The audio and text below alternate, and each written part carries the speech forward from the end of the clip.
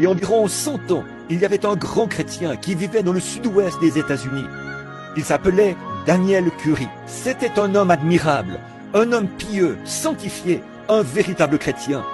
Un homme que tout le monde estimait beaucoup, quelqu'un de merveilleux. Et on raconte qu'il mourut ou tomba en extase. Il dit qu'il monta au ciel, bien entendu, lorsqu'il mourut. Et en arrivant à la porte de perles, le gardien vint à la porte et dit « Qui es-tu » Il répondit « Je suis l'évangéliste Daniel Curie. J'ai gagné des milliers d'âmes à Christ. Et je désire entrer ce matin. Le voyage de ma vie est terminé sur terre. Je n'ai maintenant pas d'endroit où aller. C'est ainsi que cela se produira pour toi l'un de ces matins, pécheur. C'est ainsi que cela t'arrivera, à toi qui es rétrograde. C'est ainsi que cela vous arrivera, à vous qui avez attristé, éloigné le Saint-Esprit, en étant plus doux ni tendre.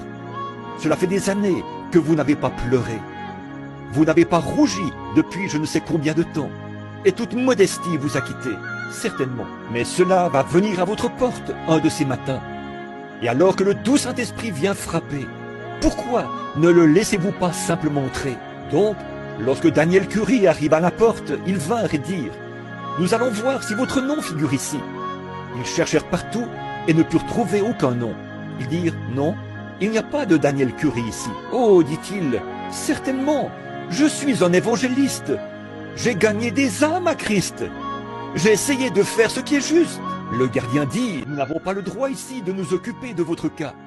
Mais voulez-vous présenter un recours? Vous pourriez recourir lors du jugement du trône blanc si vous le désirez. Mais dit-il, nous ne pouvons pas du tout vous faire miséricorde ici, parce que nous n'avons pas votre nom. Il n'y a pas de grâce pour vous. Désirez-vous faire appel pour votre cas? Il dit, monsieur, que puis-je faire d'autre que de faire appel pour mon cas?